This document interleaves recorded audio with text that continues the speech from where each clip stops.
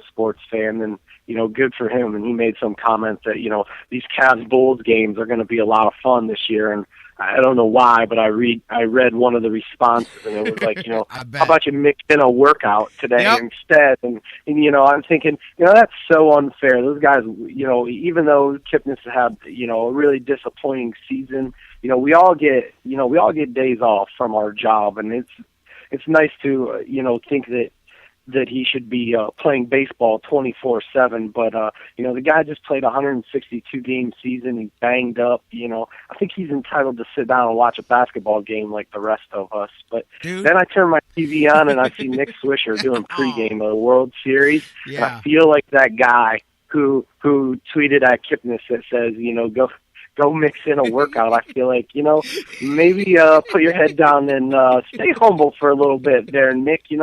Let's not be so happy coming off your 200 batting average and your double knee surgery quite so quick.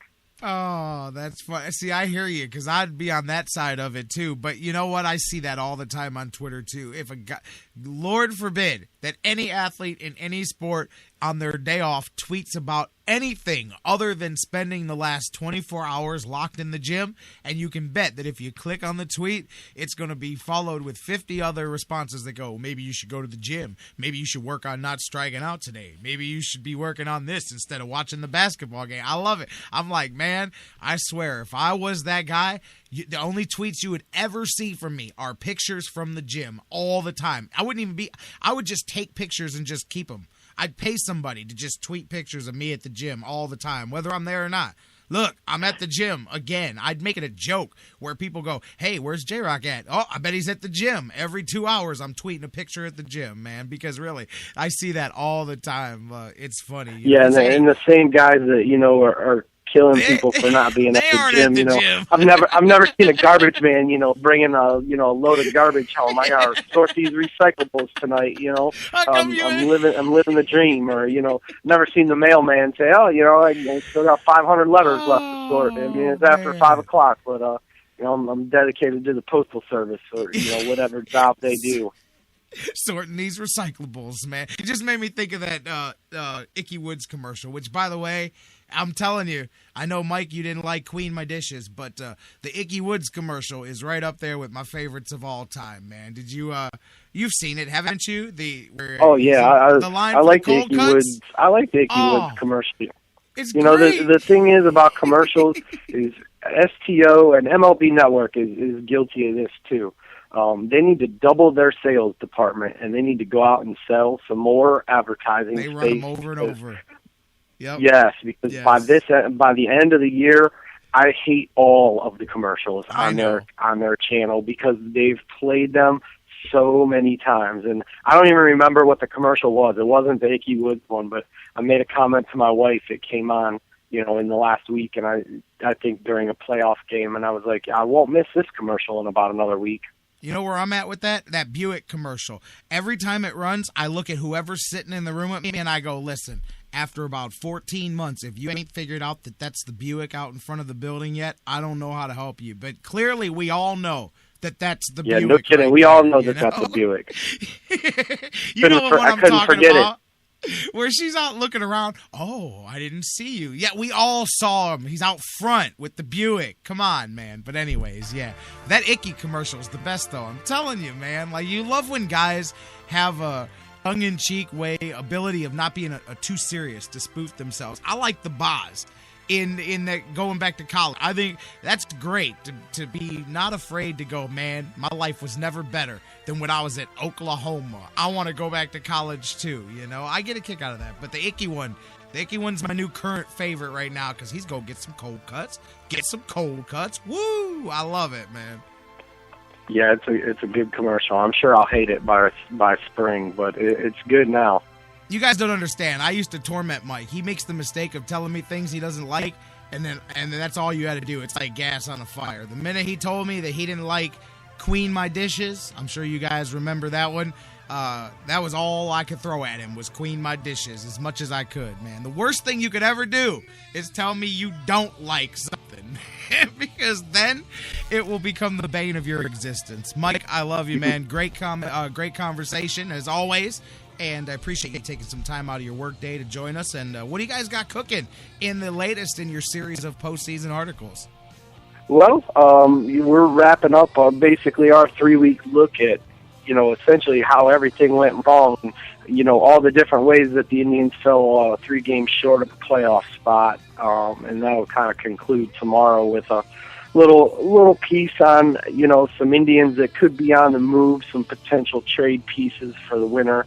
And then we'll kind of start to mosey into our hibernation mode after the World Series. And this winter we're going to do a look back at the 1920 season and the World Series that goes with it. And so we'll have a piece every Tuesday and every Friday on the 1920 team, and we'll work our normal views and opinions in and around the 1920 season for most of the winter, and have any news and thoughts for you as it kind of breaks. Hopefully there's some news to talk about throughout the winter, because I think if this team stands pat, it'll be a disappointment in my mind. Yeah, I'm looking forward to those conversations. I bet you're looking forward, as awesome as the project was, to a much more relaxed offseason this year. No 48 replay project that's had you consumed for how long, and all the work you guys put into that, man. I'm sure that as great as that was, it's good to be able to relax a bit too and do it the old-fashioned way instead of, because you guys put a ton of work into that thing, man. Yeah, people always ask me, when are we going to do another one of those? And I say, probably after I get divorced, because that's about what it'll take for me to have the time and the patience to be able to do that again. And I dedicated an entire summer of nap times from my oldest daughter to the 1948 season, because the moment I could get her down for a nap, I started writing until the moment she would wake up. And we finished the project about 2 days before I went back to school that year. And I remember setting my daughter down for a nap, and I went and sat down on the couch, and I picked up my computer and I looked at it, and I was like, it dawned on me, I don't have anything to write. Like, what do I do with this time? Well, I've found ways to fill it, and one of those is I've had another daughter since then, so the time is not nearly as available as it was even then. So two little girls under 3 will pretty much put the next 48 series to bed pretty quick for me. I have some ideas for something that I think might be cool down the line, but I guess I don't want to give anything away yet, and I've just slowly started researching. I would say maybe we have something in mind for winter of next winter, not this winter, so we'll see. 2 girls that close together, and brother, you're going to age quickly at a certain point in your life. You're not necessarily there yet, but there will come a point where you are going to age very quickly and go, how did that happen? And you'll know exactly how that happened, my man. But these are the fun times. I see it every day. There's a lot of people that know I'm not the most patient person, and they laugh when they see me with my girls because they know that's coming. Oh, yeah, these are the fun times. Enjoy these ones now. And I got the easy ones. I got boys. They're easy. They are. I mean, they come, really hard to destruct. I mean, you got to bang these kids up to rough them up because they're like Tupperware. They bounce right back, man. They're pretty self-contained. But the girls, yeah, that's a whole different. My buddy Shane Taylor just had one himself, and good luck. He's going to murder some people in about 14 years. That's all I'm going to say. Because he's a big, scary wrestling dude, about 350 pounds of whoop ass. And I'm just telling you now, you're not going to want to knock on that man's door. Mike, have a great one, and we'll catch up next week, my man. We'll see what's up with the World Series. Sounds good. All right, have a good one. Mike Brandenberry from DidTheTribeWinLastNight.com. Of course, you guys check him out.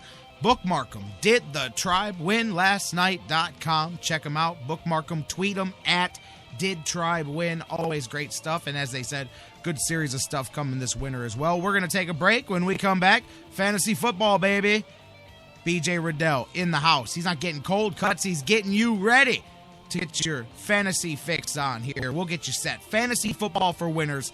First games tonight. First hit right here live on the Sports Fix. BJ Rudell coming next. Fantasy football for winners. Up next on the Fix.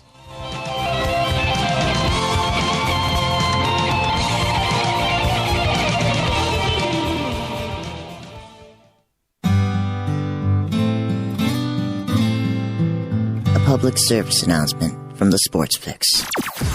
We here at the Sports Fix and our affiliates would like to apologize for any disturbing verbal actions, but remember, it's better having them trapped in a box than loose on the streets. Public service announcement from the Sports Fix. The Sports Fix, the sports show that cares.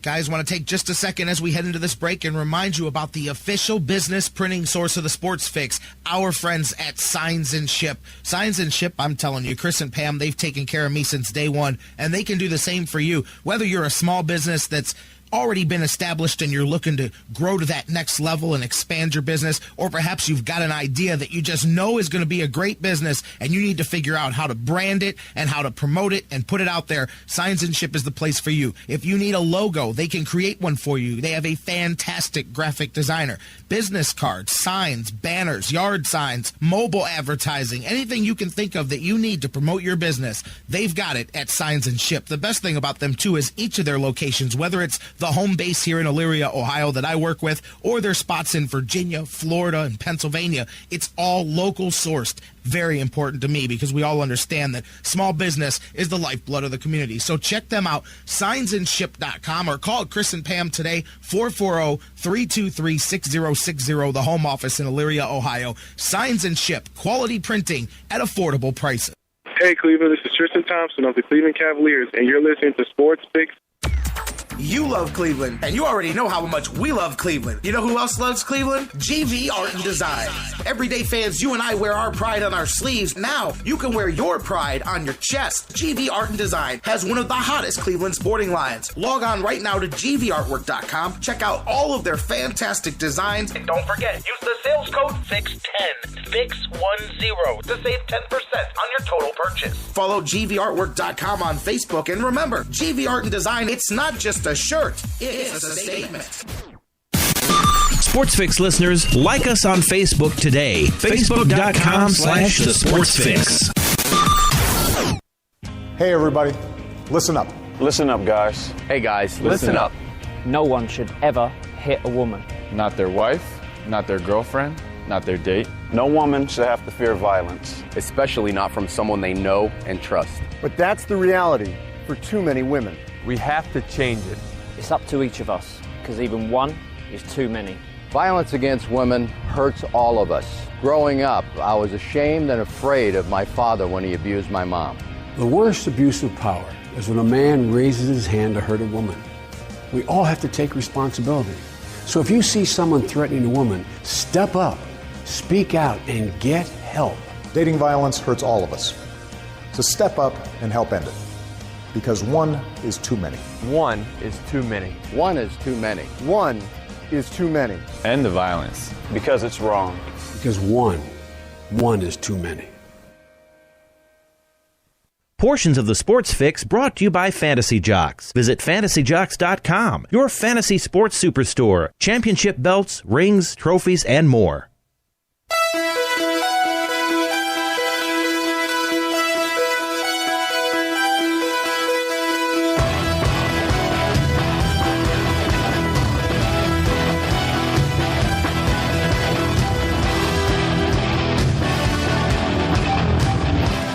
Welcome back to the Sports Fix Live as we roll on through hour 2 here. The Sports Fix Radio Network, rocking and rolling. Thank you, J-Rock. Thank you for joining us here. I'm J-Rock. Thank you for joining me here as we roll on. BJ Rudell on the hotlines in just a moment. We're going to do some fantasy football for winners.